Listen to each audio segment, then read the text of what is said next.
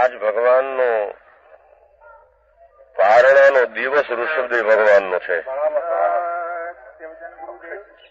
આજ અક્ષય ત્રીજ છે. ઋષભદેવ ભગવાન આ 24મીમાં પહેલા તીર્થંકર થયા. એમને આજ પહેલું પારણું આ ભરત ક્ષેત્રને વિશે 18 કરોડાકરોડ સાગુરૂપમને આંતરે મુનિને આહાર લેવાનું અને મુનિને આહાર દેવું. એ આજ 18 કરોડાકરોડ સાગુરૂપમને આંતરે આ ભરત ક્ષેત્રમાં તે વખતે બનેલું. એનો આજ મહાન પર્વ દિવસ છે. અક્ષય ત્રીજ એટલે શું? ભગવાન ઋષભદેવ તીર્થંકર પોતે આત્મજ્ઞાન પામીને તો પરભવમાંથી અહીંયા આવેલા. પછી આત્માના સ્વરૂપની વિશેષ અંતર રમણતા કરતા જે વિતરાગી ચારિત્ર દશા અંતર પ્રગટી એનું નામ મુનિ દશા કહે છે. એ મુનિ દશામાં જયારે પ્રથમ દીક્ષા લીધી એ વખતે એમને 6 મહિનાના ઉપવાસ કરવા એવી પ્રતિજ્ઞા હતી. એટલે શું કે આત્માના જ્ઞાનાનંદ સ્વરૂપમાં ઉપ એટલે સ્વરૂપ આનંદમાં લીન થવું, એમાં વસવું, એનું નામ ઉપવાસ કહેવાય છે. સમજાય છે? જો અહીંયા પ્રથમ અક્ષય ત્રીજ છે, એની થોડી વાત કર્યા પછી અધિકાર સાથે એને મેળવીએ. ભગવાન ઋષભદેવ તીર્થંકર આ 24મીમાં પહેલા થયા. એવા તો અનંત તીર્થંકરો થઈ ગયા. એમનો આ પારણાનો દિવસ એટલે કે 12 મહિનાના એમને ઉપવાસ હતા. ઉપવાસ એટલા રોટલા ન ખવાય એમ નહીં. એ આનંદ કંદ સચિદાનંદ અણાકુળ ચેતન દ્રવ્ય શુદ્ધ છે. એનું ભાન તો લઈને ઋષભદેવ ભગવાન પરલોકમાંથી આવેલા. પછી સ્વરૂપમાં અણાકુળ શાંતિ ચિદાનંદ આત્માના જ્ઞાનમાં સત્વ શક્તિ રૂપે પડ્યું છે.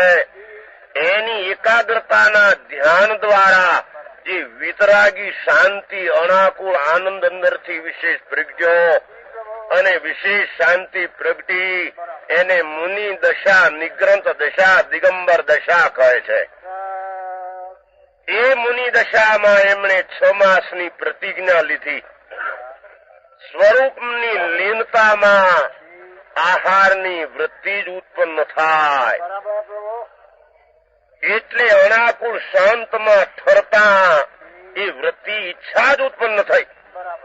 એવું આત્માના અમૃત અનુભવ એના અમૃતના ઓડકારમાં લીન થતા એમના 6 મહિના ગયા.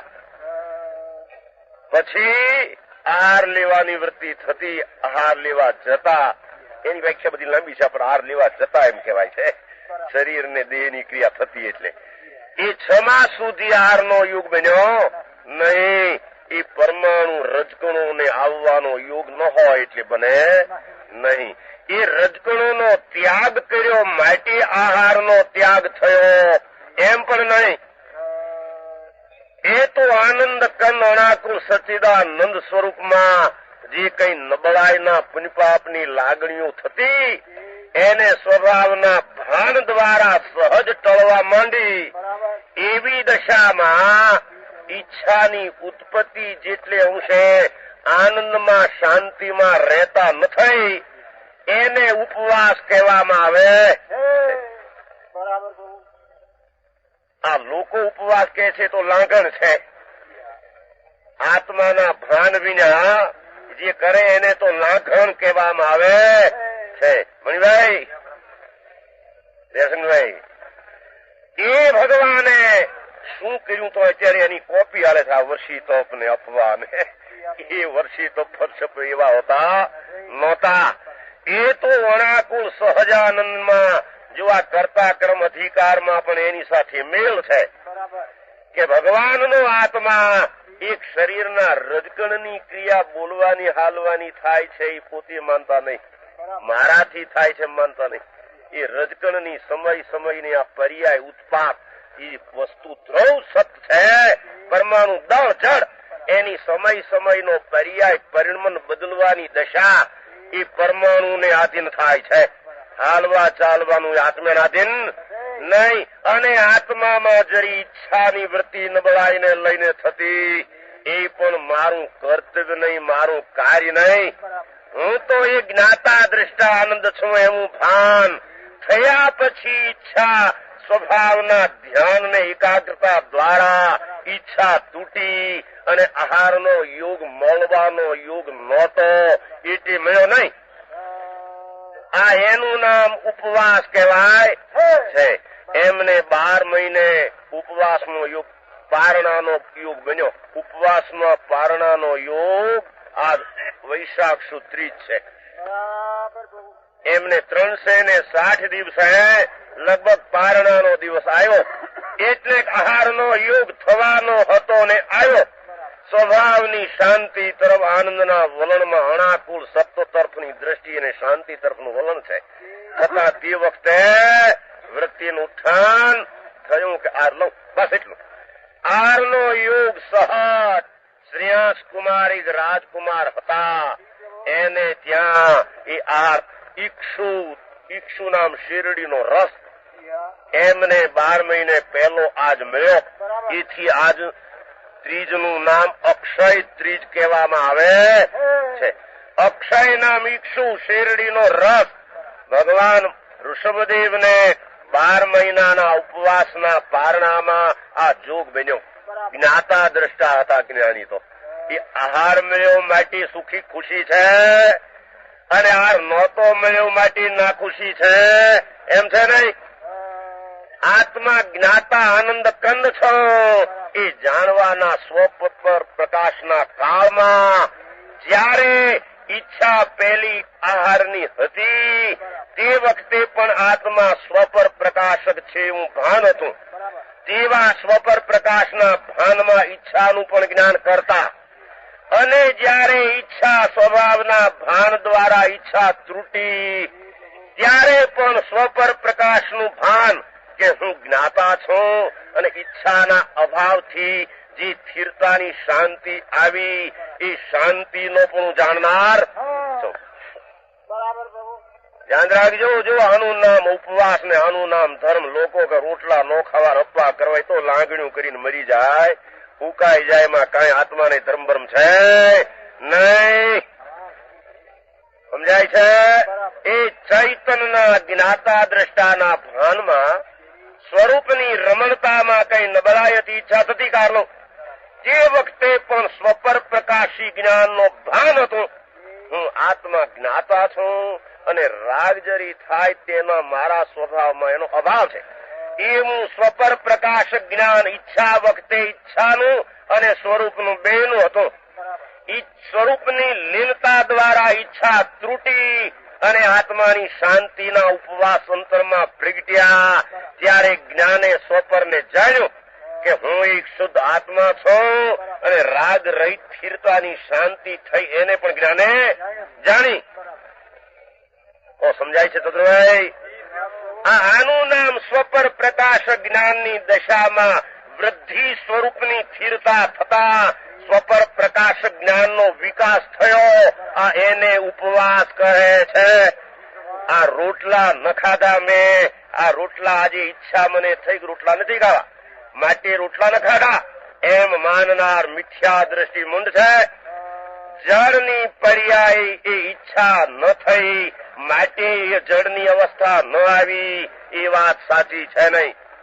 અને ઈચ્છા થઈ માટે જળની અવસ્થા ખાવાને માટે પેટમાં મોઢામાં રજકણું આવે એ ઈચ્છાને લઈને એમ છે નહીં.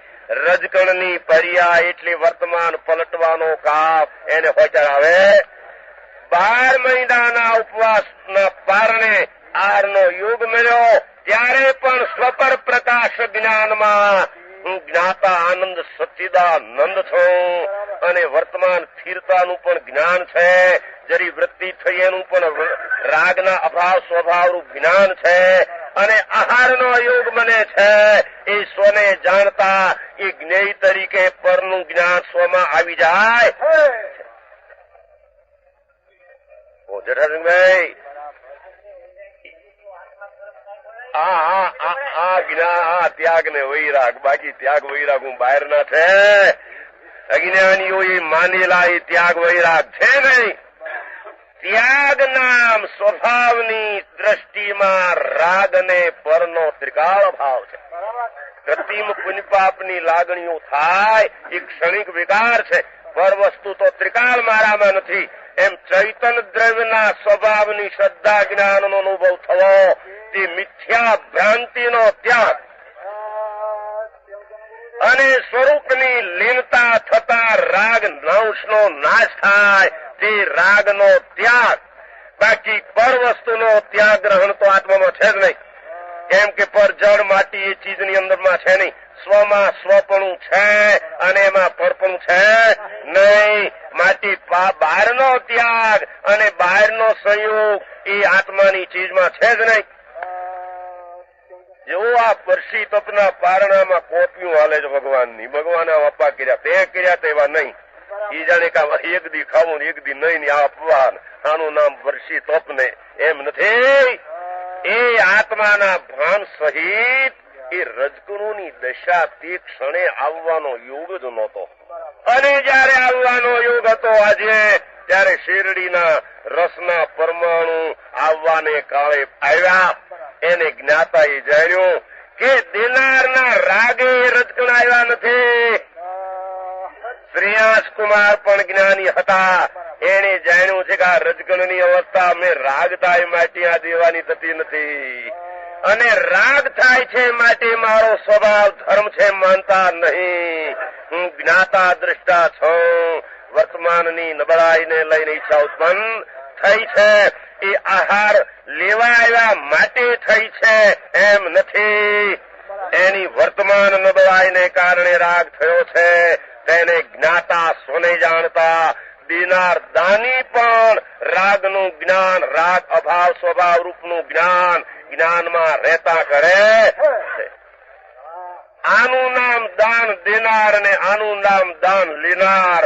આવા સ્વભાવનું ભાન હોય ત્યાં દાનની ક્રિયા બની અને લેનારને લીધી એમ વ્યવહારે કહેવામાં આવે છે. આ વૈશાખ સુદ ત્રીજનો આ દિવસ છે. એટલે આ જરી અક્ષય ત્રીજ કેમ છે? ઈક્ષુ શેરડીના રસનું પારણું ભગવાનને પ્રથમ 18 કરોડ સાગુરનો કાવ એ પહેલા મુનિઓ હતા. પણ પછી મુનિ હતા ને એ વખતે આવા મુનિને આટલા અંતરે દાનનો વખત મળ્યો, દેવાનો લેવાનો. એટલે આ પર્વનો દિવસ એ અપેક્ષા ગણવામાં આવે છે. બાકી વસ્તુથી તીતા કીધી એ પ્રમાણે બની છે. કોઈ કઈ કરતા રાગના ક્રિયાના જળના